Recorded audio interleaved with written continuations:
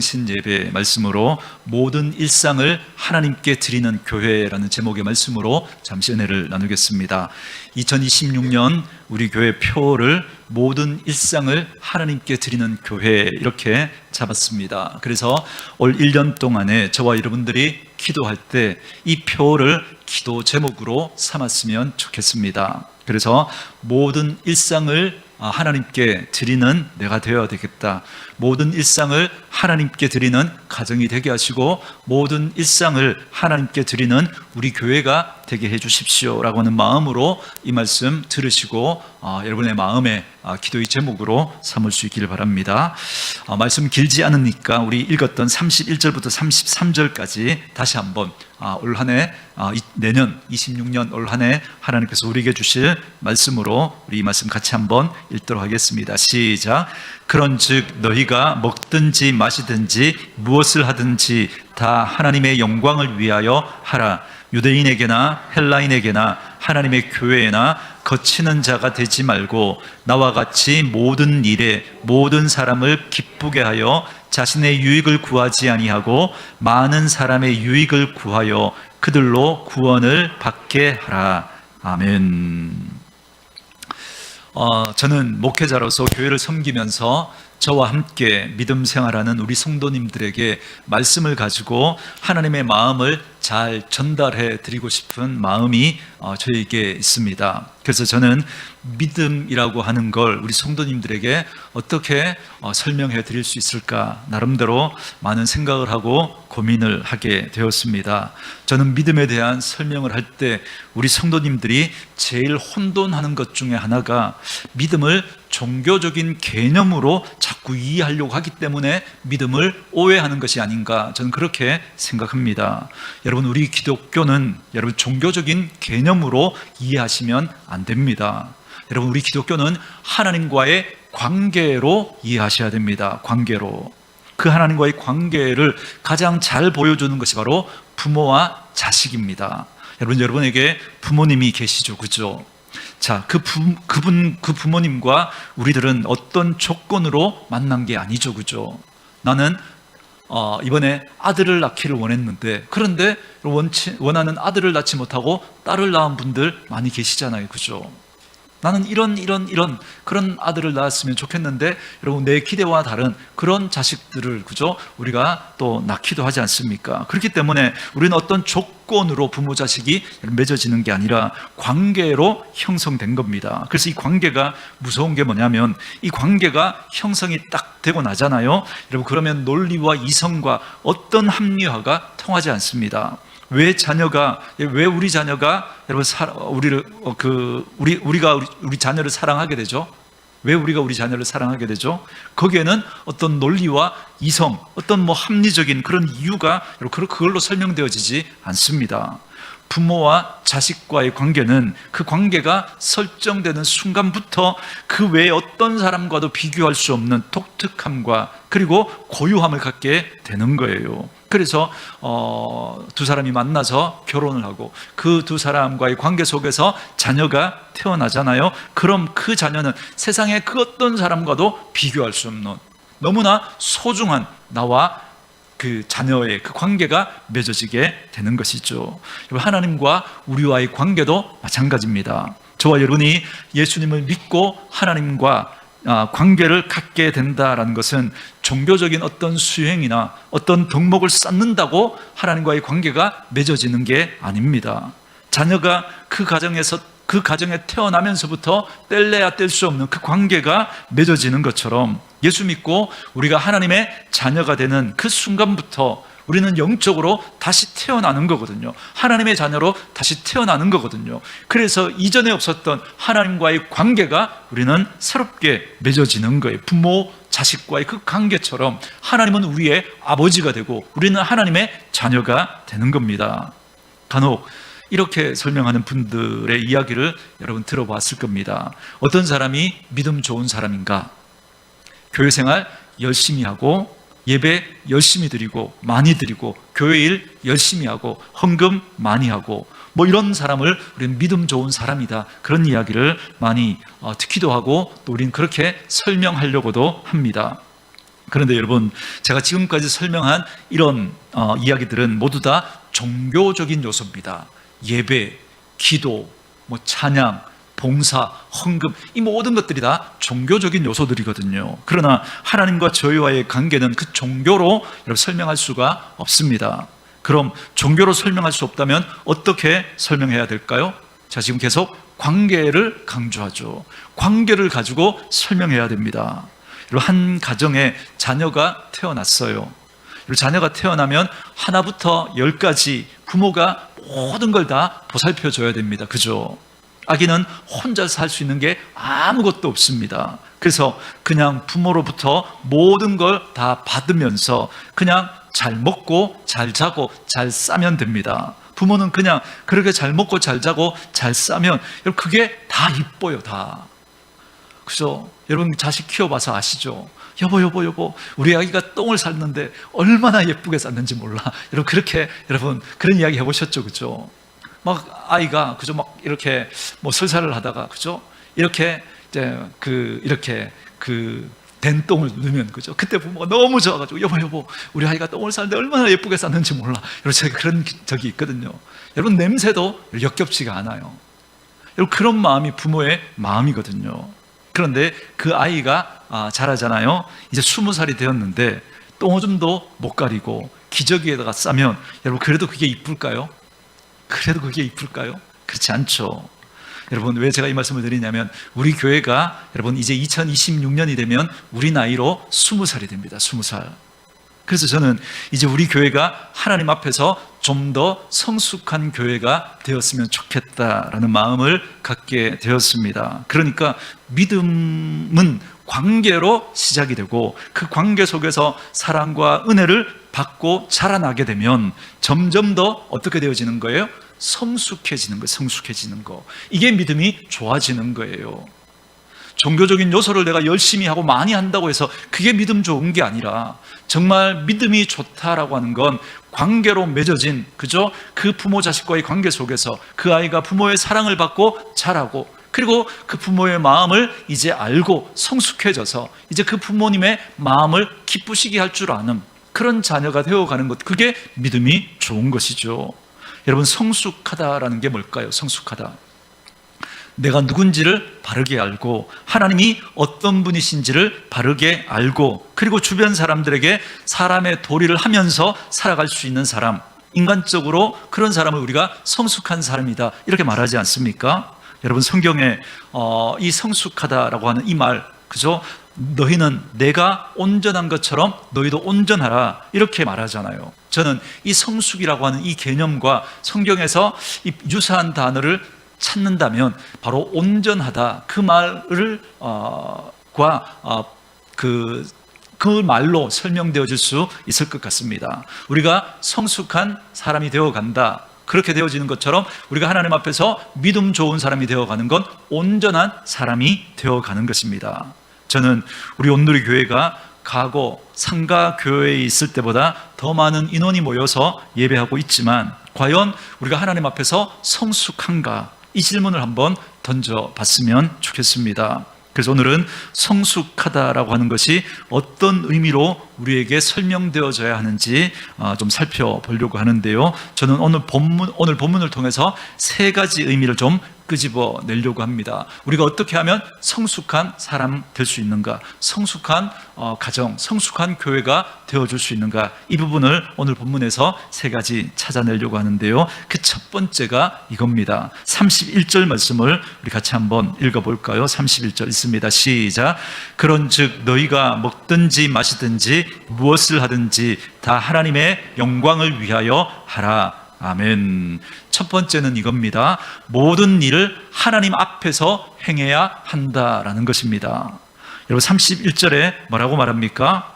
그런즉 너희가 먹든지 마시든지 무엇을 하든지 다 하나님의 영광을 위하여 하라, 이렇게 말씀하고 있습니다. 여러분, 그러니까 우리의 믿음의 시야를 넓혀야 한다라는 것입니다. 우리는 하나님의 영광을 위한 일이라고 할 때 아까 언급했던 그 종교적인 그런 요소들을 우리는 먼저 떠올리려고 합니다. 그렇지 않습니까? 정작 우리는 그죠? 하나님의 영광 그러면 그죠?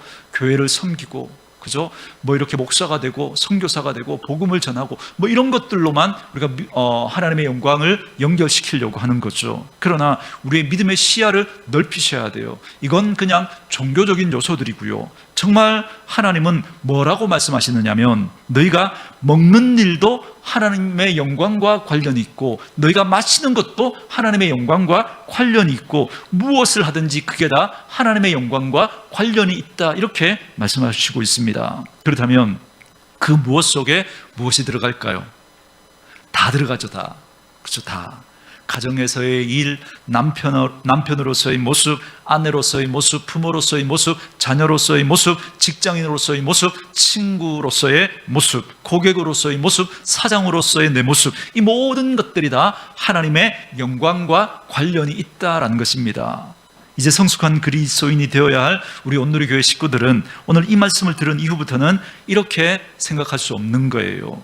교회 일은 하나님의 영광을 위한 거니까 교회 일은 열심히 하고, 교회 바깥에서 하는 일은 그냥 하나님의 영광과 상관없으니까 내 마음대로 해도 돼, 이렇게 말하면 안 돼요. 이렇게 생각하시면 안 됩니다. 이건 성숙한 그리스도인의 모습이라고 말할 수 없습니다.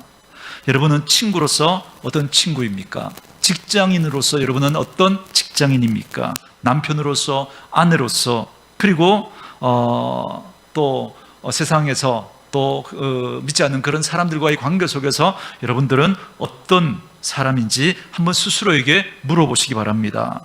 여러분, 우리가 살아가면서 많은 사람들과의 관계 맺고, 또 그 속에서 여러분들이 하는 그 많은 일들 속에 아주 사소해 보이는 그 일들까지도 다 하나님의 영광과 관련이 있다라고 하는 것입니다. 우리가 이걸 잊지 않고 살아갈 때 저와 여러분이 좀 더 성숙한 그리스도인으로 살아갈 수 있습니다. 저는 이 예배당에서 예배드릴 때 천사가 아닌 분들을 제가 본 적이 없어요. 천사가 아닌 분들을 제가 발견한 적이 없습니다. 여러분, 지금 이렇게 예배하는 여러분들의 모습을 보면 다 천사 같아요. 근데 참 희한하죠. 이 예배가 끝나고 나서 우리가 회의를 하러 들어가서 또 부서의 일을 하거나 아니면 이 예배당을 벗어나서 여러분들이 식당이나 마트나 혹은 가정이나 직장으로 돌아가서 여러분들에 대한 소식을 가끔 듣게 되면 여기서 내가 봤던 그 모습과는 다른 모습을 가끔 다른 모습의 이야기를 듣곤 합니다. 여러분, 이건 비단 여러분들만 그런 게 아니고 저 역시도 마찬가지죠. 그래서 목사님들에 대한 조크 중에 이런 조크가 있습니다. 언젠가 한번 이야기 드린 적이 있는데요. 사모님들이 목사님을 보고 그런데요, 당신은 강단에서 안 내려왔으면 좋겠다고. 왜 그러냐고. 그러니까 강단에 있을 때는 마치 천사처럼 그렇게 얘기를 다 하는데 집에 와서는 그렇지 않다는 거죠. 그래서 당신은 늘 강단에 있었으면 좋겠다고. 그죠? 저 역시도 어찌 예외가 될 수 있겠습니까? 그러나 몸부림치는 거죠. 여러분, 왜 이런 쪼크가 생겨났을까요? 우리 그리스도인들이 이중적인 생활을 하는 것처럼 그렇게 보여질 때가 많기 때문에 그렇습니다. 교회에서 가면을 쓰고 있는 거죠. 진짜 내 모습이 뭔지를 나도 속이고 다른 사람도 속이는 겁니다. 그러다가 우리의 민낯이 드러나는 그 삶의 자리로 돌아갔을 때 그게 다 드러나게 되는 거예요. 다. 그 민낯이 드러나는 자리가 어디냐면요, 아주 사소해 보이는 그 자리입니다. 여러분들이 가정에서 그냥 대수롭지 않게 그냥 생각하고 행동하는 그 모습 하나하나에서 여러분들의 민낯이 드러나게 되는 거예요. 그래서 거기서 함부로 우리가 살아가는 그 모습들이 여러분, 그걸 통해서 우리의 진짜 모습이 드러나는 겁니다. 그러나 여러분, 올 2026년 한 해에는 이렇게 한번 해보는 거예요. 지금 하나님 앞에 예배드릴 때 우리들이 보였던 이 태도를 가지고 가정으로 돌아가고, 이 태도를 가지고 직장으로 돌아가고, 이 태도를 가지고 여러분들이 무엇을 하든지 무엇을 먹든지 마시든지 그 태도로 한번 살아보는 거예요. 그 태도로. 그러니 믿음의 시야를 넓히라는 거죠. 믿음은 교회 안에서 관계된 그 단어로만 설명되어지는 게 아니라 우리가 교회 바깥에서 존재할 때 그때도 역시 필요한 단어가 바로 믿음입니다. 여러분, 여기서만 믿음으로 살아가는 게 아니라 여러분의 일상의 삶의 자리에서 사실은 진짜 거기서 믿음이 필요한 거예요. 우리는 왜요? 우리는 늘 하나님 앞에서 예배하고 하나님 앞에서 살아가는 거니까요. 여러분, 아무도 없을 때가 진짜 나일 수 있습니다. 아무도 보지 않을 때 내 모습이 진짜 내 모습이라는 거죠. 그렇기 때문에 아무도 보지 않는 그 시간에도 그때 나는 어떤 모습으로 사람을 만나고 나는 어떤 모습으로 먹고 마시고 있는지를 한번 점검해 가기 시작하는 거죠. 그렇게 할 때 그 민감함이 우리에게 생기기 시작할 때 우리는 점점 더 성숙한 그리스도인으로 그렇게 자라나게 되는 것입니다. 전 우리 사랑하는 온누리 식구들에게 이 은혜가 있기를 주의 이름으로 축원합니다. 저는 오늘 1년 동안에 우리 사랑하는 온누리교회 식구들 모두가 모든 일을 하나님 앞에서 행하는 분들 되어줄 수 있기를 주의 이름으로 축원합니다. 두 번째 말씀은 32절 말씀인데요, 우리 같이 한번 읽어볼까요? 두 번째 읽습니다. 시작. 유대인에게나 헬라인에게나 하나님의 교회나 거치는 자가 되지 말고. 아멘. 두 번째 말씀은 이겁니다. 모든 곳에서 긍정의 도구로 존재하라라는 것입니다. 32절 말씀 이렇게 말씀하시죠. 유대인에게나 헬라인에게나 하나님의 교회나 거치는 자가 되지 말아라. 이게 하나님의 영광을 위해서 살아가는 방법이라는 겁니다. 여러분, 고린도 교회 어떤 교회였죠? 고린도 교회 문제가 많은 교회였죠. 그죠? 그 중에 오늘 본문과 관련된 문제가 뭐냐면 어떤 사람들이 시장에서 고기를 사와서 먹으려고 하는데, 그런데 그 당시 그 시장에서 파는 고기는 어떤 고기였냐면 우상에게 바쳐졌던 고기예요. 그 당시 거기에 굉장히 큰 우상의 신전들이 많이 있었습니다. 그래서 많은 사람들이 이제 그 신에게 제사를 드리고, 그렇게 하니까 뭐 엄청난 동물들을 잡아서 제사를 드리는 거죠. 그런데 그게 다 이제 그 우상의 신전에서 소화를 하지 못하고 그게 이제 뒤로 돌아서 시장에다가 내다 판 겁니다. 그러니까 그 시장에서 고기를 사 먹으면 이게 우상에게 드려진 그 고기였다라는 걸 사람들이 알게 된 거예요. 오늘 우리로 적용하면 이런 거죠. 여러분, 제사 드렸던 음식을 여러분 우리 교인들이 먹으면 돼요, 안 돼요? 우상에게 제사를 지냈던, 그죠? 제사 지내고 그 떡을 나눠주는 거예요. 그거 먹어도 돼요, 안 돼요? 대답해 주세요. 여러분, 그거 먹어도 돼요, 안 돼요? 된다고 생각하는 분도 있고 안 된다 생각하는 분들도 있을 겁니다. 그렇죠? 자, 여기에 대해서 바울은 어떻게 생각했냐면, 바울은 이렇게 생각했어요. 나는 제사를 드렸던 그 음식도 먹을 수 있다, 이렇게 바울은 이야기합니다. 자, 바울이 왜 이렇게 이야기했냐면, 이렇게 생각했냐면, 바울의 모든 것은 다 누가 주신 거니까? 하나님이 주신 거니까. 그래서 감사함으로 받으면 된다라고 하는 그 자유함이 바울에게 있었습니다. 그런데 바울은 참 이상한 태도를 보이는 거예요. 어느 때는 먹을 수 있다라고 했는데, 그런데 똑같은 음식을 어느 때는 먹을 수 없다, 아니 먹지 않겠다, 이렇게 이야기합니다. 여러분, 어디를 보시냐면 오늘 본문 앞에 있는 10장 23절부터 한번 보세요. 23절부터 28절까지 우리 같이 한번 읽어볼까요? 고린도전서 10장 23절부터 28절까지 읽습니다. 시작. 모든 것이 가하나 모든 것이 유익한 것은 아니요, 모든 것이 가하나 모든 것이 덕을 세우는 것은 아니니 누구든지 자기의 유익을 구하지 말고 남의 유익을 구하라. 무릇 시장에서 파는 것은 양심을 위하여 묻지 말고 먹으라. 이는 땅과 거기 충만한 것이 주의 것임이라. 불신자 중 누가 너희를 청할 때 너희가 가고자 하거든 너희 앞에 차려놓은 것은 무엇이든지 양심을 위하여 묻지 말고 먹으라. 누가 너희에게 이것이 재물이라 말하거든 알게 한 자와 그 양심을 위하여 먹지 말라. 아멘. 자, 여기 보니까 시장에서 파는 고기를 이야기하죠, 그죠? 바울은 이런 생각을 가지고 있었어요. 무릇 시장에서 파는 것은 양심을 위하여 묻지 말고 뭐하라? 먹으라는 거예요. 묻지 말고. 그 음식이 우상에게 바쳐졌던 음식이라고 할지라도 그냥 묻지 말고 먹으라는 겁니다. 자기는 그만한 자유가 있다는 거죠. 그걸 먹을 만한 그런 신앙의, 믿음의 자유함이 있다는 겁니다. 그런데 이어서 뭐라고 말합니까? 27절에 불신자 중 누가 너희를 청할 때 너희가 가고자 하거든 너희 앞에 차려놓은 것은 무엇이 있든지 양심을 위하여 묻지 말고 먹으라. 그러니까 불신자 중에 제사를 지내는 사람들이 있는데 그분들이 만약에 우리를 초대해서 그 음식을 대접해 준다면 그때 이거 제사 지냈던 음식입니까? 이렇게 묻지 말라는 거예요. 이렇게. 왜요? 네가 이거 이거 제사 지냈던 음식이에요, 이렇게 대답하면 나는 이제 그거 알게 됐으니까 신앙의 양심상 꺼림직해서 그거 먹지 않는 그런 사람도 있잖아요, 그죠? 그래서 못 먹겠다고 하면, 여러분, 그러면 누구의 양심이 상하게 돼요? 그 음식을, 그죠?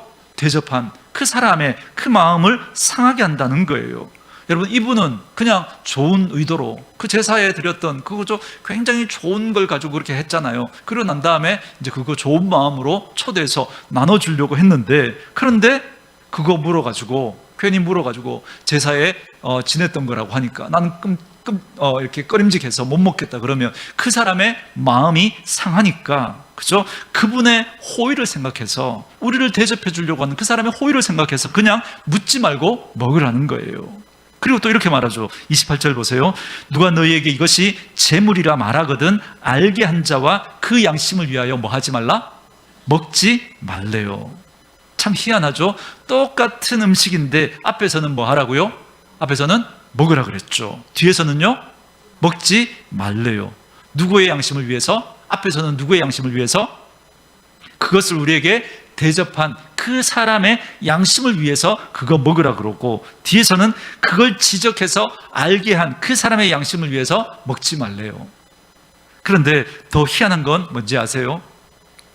먹으라고 하는데도 불구하고 아니야, 난 그래도 안 먹어 라고 하면서 이 사람의 호의를 거절하고, 그래서 대접하는 사람의 마음을 아프게 하는 사람이 있다는 거예요. 그리고 뒷구절에 보면 먹으려고 하는데 일부러 지적하는 거예요. 먹으려고 하는 사람 있는데 그걸 보고 일부러 지적하는 거예요. 일부러 그거 우상에게 드렸던 거야. 그래서 어떻게 하나 보려고, 그래서 그 사람 먹으려고 하는데 그 우상에게 드려졌던 거야, 그렇게 말하는 거죠. 그런데 괜찮아, 먹어도 돼, 그러면서 먹어버리는 거예요.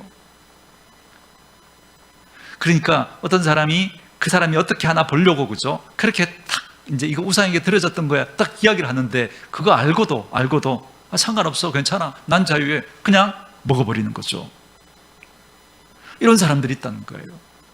이게 거치는 사람이라는 거예요. 이게 지금 사도 바울이 이야기하는 건 그 사람들 그저 양심에 거치지 말라고, 괜히 이것 때문에 그 사람 마음에 아프게 하고 시험 들게 할까봐 그저 때로는 나는 먹을 수 있는 자유함이 있지만 먹지 말라 그러죠. 때로는 안 먹으려고 하는데 먹으라고 하고 먹으려고 하는데 먹지 말라고 그래요. 누구 때문에요? 그 사람의 양심을 위해서.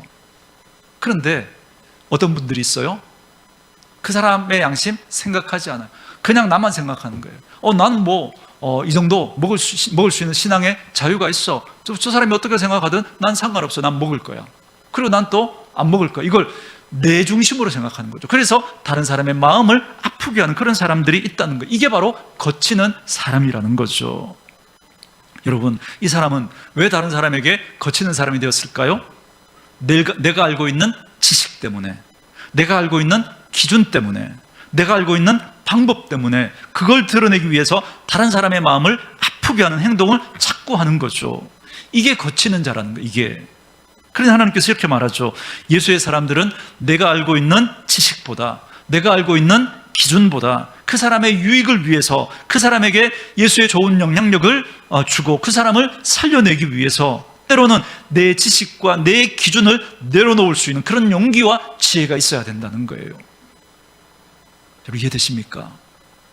내가 알고 있는 그 알량한 지식, 내가 알고 있는 그 어떤 기준, 그걸 가지고 다른 사람들에게 막 함부로 정죄하고 막 비난하고 막 그렇게 해서 그 사람의 마음을 아프게 하고 그렇게 하는 사람들이 있다는 겁니다. 그러나 나에게 분명한 지식이 있고 나에게 나름대로의 기준이 있지만, 그러나 이것 때문에 다른 사람들이 상처를 받고 이것 때문에 다른 사람이 시험에 든다면 내가 이거 내려놓을 수 있어야 한다는 거죠. 그런 지혜와 용기가 있어야 한다는 겁니다. 여러분, 여기 모든 일을 이렇게 표현하죠. 그리고 유대인이나 헬라인이나 하나님의 교회나 이렇게 하는 이 말은 다른 말로 바꾸면 모든 사람에게죠. 그죠? 그러니까 모든 일을 할 때 모든 사람에게 뭐 하는 자가 되지 말라는 거예요? 거치는 자가 되지 말라는 거예요. 여러분, 거치는 자가 어떤 사람일까요? 거치는 사람, 걸려서 넘어지게 하는 사람, 그죠? 거치는 자는 다른 사람의 마음을 아프게 하는 사람을 말해요. 거치는 사람은 다른 사람을 실족하게 하는 사람을 말해요. 거치는 자는 다른 사람에게 상처를 주는 사람을 말해요. 거치는 사람은 다른 사람에게 부정적인 영향을 주는 사람을 말해요. 그래서 거치는 사람은 다른 사람을 죽이는 사람인 겁니다. 무엇 때문에요? 내가 알고 있는 알량한 지식 때문에, 내가 할 수 있는 알량한 그 자유함 때문에 다른 사람 아랑곳하지 않고 내가 그거 해버려서 다른 사람 시험 들게 하고 넘어지게 하고 아프게 하고 실족하게 한다는 거죠. 그런데 바울은 이렇게 말하는 거예요. 나는 먹을 수 있으나 평생 먹지 않을 수도 있다. 나는, 내 믿음은 이거 먹을 수 있는 자유함이 있다. 그러나 나는 먹지 않겠다. 왜요? 내가 먹는 이것 때문에 시험 드는 사람 있을까 봐. 여러분, 이게 사도 바울의 성숙한 모습인 거죠. 왜요? 나를 생각하지 않고 누구를 생각하는 거예요? 다른 사람을 생각하고 공동체를 생각하니까. 저는 예수의 사람들이 가지고 있어야 할 삶의 태도가 바로 이거라고 생각합니다. 내가 할 수 있으나 하지 않는 거예요. 반대로 할 수 없으나 해주는 거예요. 그리고 보니까 이 모습이 누구의 모습이에요? 예수님의 모습이었죠. 예수님은 십자가를 지지 않을 수 있으셨어요. 그죠? 그러나 십자가를 져주시는 거예요. 왜요? 누구를 살리려고? 우리를 살리려고. 예수님은 권능을 행하실 수 있어요. 그러나 행하시지 않으시는 거예요. 왜요? 누구를 살리려고? 우리를 살리려고. 그러니까 그 예수님의 패턴이 우리에게 들어와야 된다는 거예요. 나는 그걸 주장할 수 있어요. 난 알고 있어요. 그러나 그 사람을 돕기 위해서 조금 모르는 사람처럼 행동해주고, 난 싸우면 이길 수 있겠어요. 그러나 그 사람을 돕기 위해서 조금 그렇게 져주는 거죠. 그런 사람이 되어갈 때, 그때 우리가 하나님의 영광을 위해서 살아가는 그런 사람이 되는 것입니다. 여러분, 이 시간에 한번 여러분 스스로에게 한번 물어보시기 바랍니다. 나는 유대인에게나 헬라인에게나 하나님의 교회나 거치는 자가 되고 있는가? 나는 혹시 그런 사람 되어가고 있는 것은 아닌가? 한번 물어보십시오. 여러분, 여기 거치는 자를 이미지로 설명하면 이런 거잖아요. 길을 걷다가 돌뿌리에 탁 걸리는 그런 느낌, 여러분 아시죠? 이 느낌이 어떤 건지. 예상치 않게 돌뿌리에 탁 걸렸을 때 뭐 넘어지기도 하고, 뭐 넘어지지는 않았지만 중심을 잃고 거의 이렇게 넘어질 뻔하다가 이렇게 다시 이렇게 중심을 잡고 돌아서서 그 돌뿌리를 보면 여러분 기분이 어때요? 굉장히 나쁘죠, 그죠? 그 걸리는 돌 같은 역할을 하는 그런 사람 되지 말라는 거예요. 그렇다면 나는 다른 사람을 넘어지게 하는 사람인가, 아니면 다른 사람을 살려주는 사람인가, 한번 자기 스스로에게 물어보시기 바랍니다. 오늘 하나님께서는 우리 하나님의 사람들에게, 모든 이들에게 긍정의 도구로 존재하라 라고 말씀하시고 계십니다. 그래서 나 때문에 옆에 있는 사람이 도리어 하나님을 더 사랑하게 되고, 나 때문에 옆에 있는 사람이 하나님의 교회와 더 가까워지게 되고, 나 때문에 옆에 있는 사람이 예배를 더 소중히 여기게 되고, 나 때문에 옆에 있는 사람이 더 밝게 만들어주는 그런 사람 되라는 거예요. 여러분, 내 옆에 있는 사람이 누굴까요? 여러분의 아내와 남편, 내 자녀, 내 부모, 여러분 옆에 있는 친구들, 여러분 옆에 지금 예배하고 있는 그 성도님들, 그분들이 여러분 옆에 있는 사람들이죠. 그 사람들에게 나는 거치는 돌이 되고 있는 것은 아닌가? 나 때문에 하나님을 멀리하고, 나 때문에 예배를 멀리하고, 나 때문에 교회를 멀리하는 그런 사람인가? 아니면 나 때문에 하나님을 더 가까이 하고 예배를 더 가까이 하는 그런 사람인가? 한번 점검해 보시기 바랍니다. 여러분, 우리가 그렇게 나 때문에 다른 사람을 더 하나님 가까이 하고 정말 하나님 앞에 예배하는 걸 더 사모하는 그런 사람으로 그렇게 우리가 살아가려면, 여러분, 우리가 어떻게 해야 될까요? 우리 안에 있는 죄성을 따르지 않고 그거 거꾸로 하면 됩니다. 여러분, 제가 죄를 여러분에게 어떻게 설명해 드리죠? 죄는 지독한 자기중심주의, 자기중심성을 가지고 있습니다. 그리고 이게 이기적인 모습으로 나타나죠. 나밖에 생각하지 못하니까. 그래서 여러분, 죄성을 가진 사람은 늘 자기의 유익을 구합니다. 그래서 이기적이에요. 그런데 우리가 하나님의 영광을 위하여 살아가는 사람이 되려면 다른 사람을 어떻게 하는 사람 되라고 말씀하세요? 여러분, 33절 말씀인데요, 여러분 이런 사람 되라 그러죠. 여러분 33절 같이 한번 읽어볼까요? 33절 있습니다. 시작. 나와 같이 모든 일에 모든 사람을 기쁘게 하여 자신의 유익을 구하지 아니하고 많은 사람의 유익을 구하여. 아멘. 거기까지요. 여러분, 바울이 내가 왜 고기를 먹지 않을 각오를 하는가? 그 사람 위해서 그렇게 한다는 거예요. 나만 생각했다면 난 먹을 수 있어요. 그러나 바울은 나의 유익을 구하지 않고, 여러분 누가 고기 먹고 싶지 않겠어요, 그죠? 여러분 이게 그냥 야채만 있고 여러분 고기 있으면 여러분 뭐 드실래요, 그죠? 고기 싫어하는 사람이 누가 있겠어요, 그죠? 그런데 사도 바울은 자신의 기쁨, 자기가 고기를 좋아하지만 고기를 먹고 싶지만 그러나 먹지 않겠다는 거예요. 왜요? 다른 사람의 유익을 위해서. 여러분, 만약에 우리 교회 가운데 이런 일이 일어난다면 우리 교회는 어떤 모습이 될까요? 나의 유익을 구하지 않고 다른 사람의 유익을 구하는 그런 우리 성도들이 그런 모습으로 살아간다면 우리 교회는 어떤 모습이 될까요? 각 부서에서, 기관에서, 구역에서 다른 이의 유익을 구하는 그런 사람들이 생겨난다면 우리 교회의 모습은 어떤 모습으로 바뀌게 될까요? 여러분 기대되지 않습니까? 그런 모습으로 우리가 살아가게 될 때, 자, 우리 시간이 되어서 우리 2025년 이제 지나고 2026년 우리 새해를 3년을 띄워버리려고 했네요, 그죠? 2026년 이제 우리 새해를 맞게 되는데요. 이제 시간이 되었습니다. 이제 카운트다운 영상 잠깐 보시고 우리 카운트다운 하도록 하겠습니다.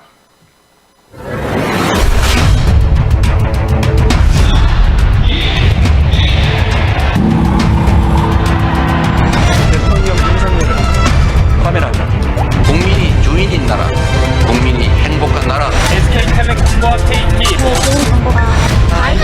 K-pop 데몬 헌터스의 놀라운 에어패스 회장 열대하가 가장 많은 동료 선교 140주년입니다.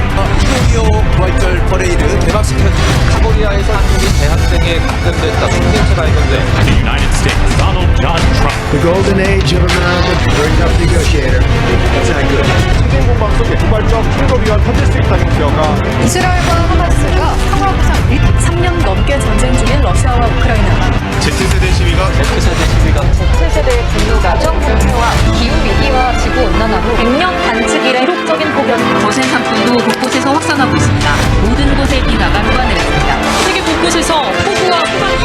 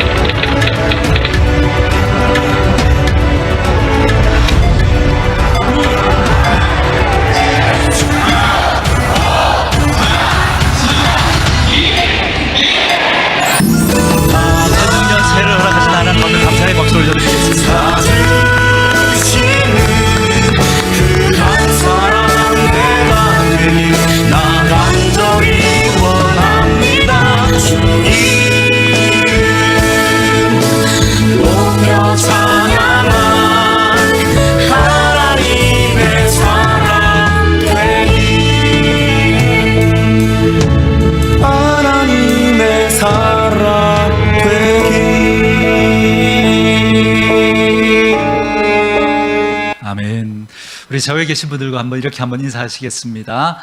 2006년 새해에도 하나님이 함께 하십니다. 우리 같이 한번 손잡고 한번 인사했으면 좋겠습니다. 2026년 새해에도 하나님이 함께 하십니다. 아멘. 그렇게 하나님께서 함께 하셔서 모든 일상을 하나님 앞에 영광 돌려드리는 저와 여러분 될 수 있기를 주의 이름으로 축원합니다. 아멘.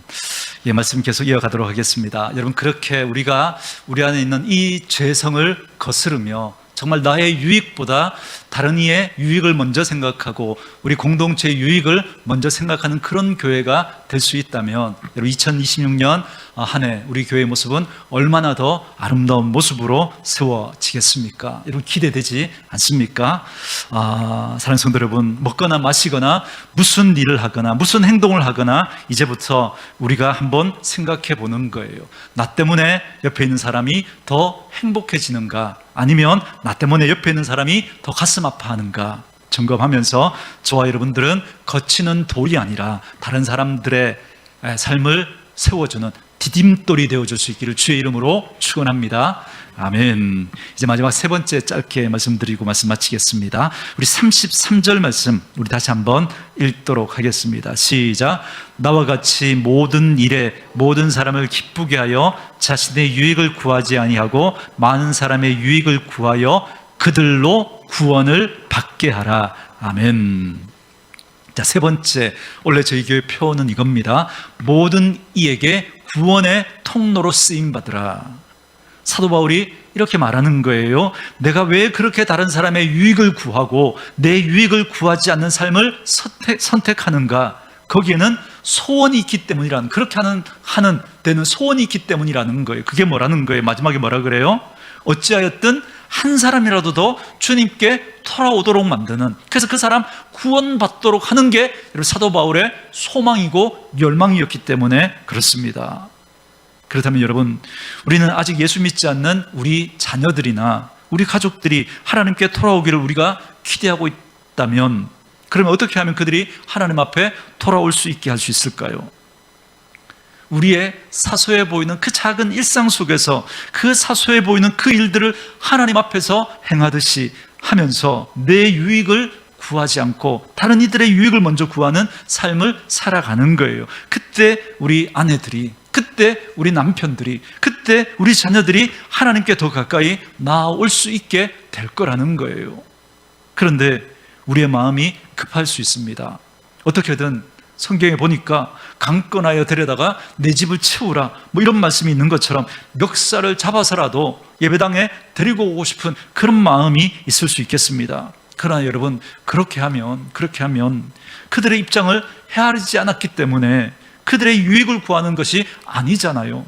그렇기 때문에 부정적인 역효과를 가져오게 되는 겁니다. 제가 가끔 짓궂게 설명드리는 것 있죠. 목사님, 제 남편은 저를 예배당까지 태워는 주는데, 그런데 들어오지 않고 차에 있다가 그냥 갈 때 또 태워서 간다고. 뭐 그러면서 그 인간 정말 뭐 어떻게 하면 정말 교회에 데려올 수 있겠냐고 뭐 그러면서 섭섭한 이야기를 하시는 그런 분들의 이야기를 들을 때가 있습니다. 여러분, 그러나 한번 가만히 생각해 보면 여러분 얼마나 감사해요. 그냥 그저 집에서 그저 태워주지도 않고 그저 그냥 자기 입장만 그냥 생각하면서 갔다 와서 밥 안 해준다고 뭐 투정하고 불편하는 여러분 그런 남편들이 얼마나 많습니까? 그거 생각하면 그저 교회까지 태워주는 거 얼마나 감사해요.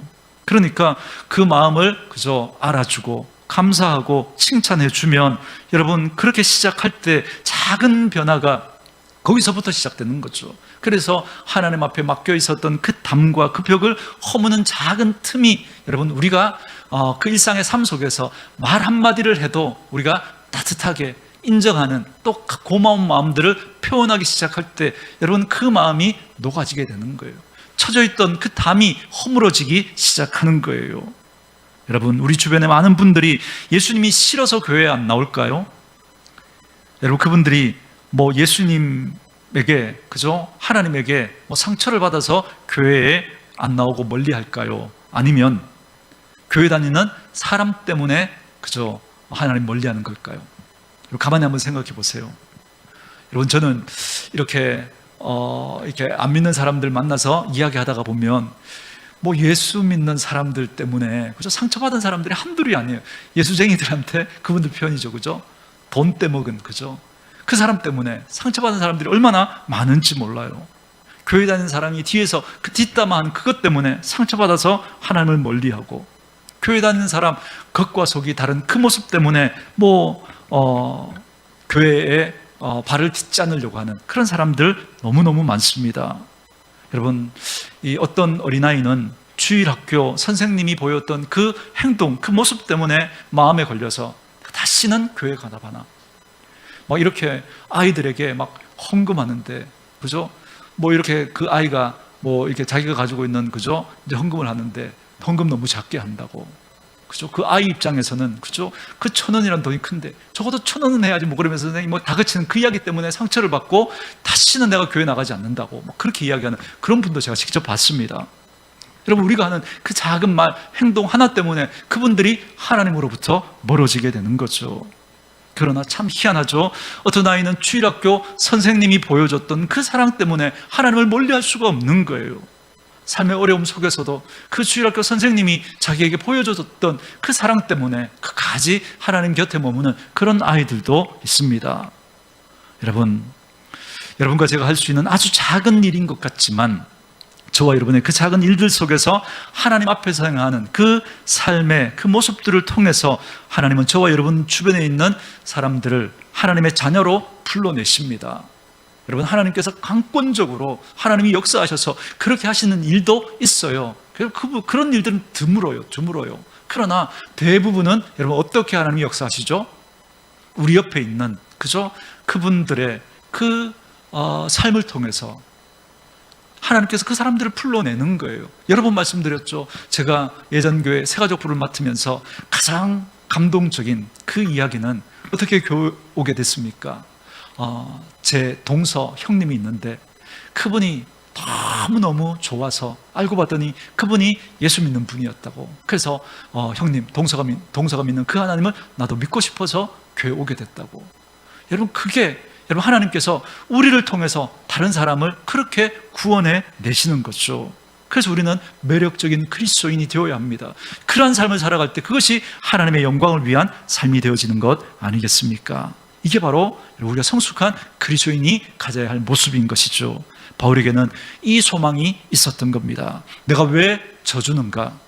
내가 왜 이렇게 바보 같은 취급을 받는가? 내가 왜 이렇게 어리석어 보이는 그 행동을 하는가? 그 모든 것이 다 어찌하였든 한 사람이라도 더 예수님께 나아올 수 있도록 그렇게 하기 위해서 바울은 그렇게 했던 겁니다. 사랑하는 성도 여러분, 올 1년을 우리 이런 씨름을 하면서 한번 살아가 보는 겁니다. 여러분의 직장에서, 여러분의 가정에서 예배 시간만이 아니라 다른 사람들을 만나는 그 모든 그 시간들 속에서 나는 하나님 앞에서 살아가고 있다라고 하는 이 사실을 기억하면서 모든 일상을 하나님 앞에 드리는 성도, 드리는 우리 교회가 될 수 있기를 원합니다. 그러기 위해서 3가지 표 알려드렸죠. 모든 일을 하나님 앞에서 행하는 거예요. 그리고 모든 곳에서 긍정의 도구로 다른 사람을 걸려 넘어지게 하는 자가 아니라 다른 사람이 정말 세워주는 디딤돌이 되는 저와 여러분 될 수 있기를 원하고, 모든 이에게 구원의 통로가 되어서 여러분의 작은 말 한마디, 여러분의 그 작은 행동 하나, 때로는 져주고 손해보는 그런 일들을 통해서 다른 이들이 예수 믿고 주님 앞에 돌아오는 귀한 역사가 있게 되기를 주의 이름으로 축원합니다.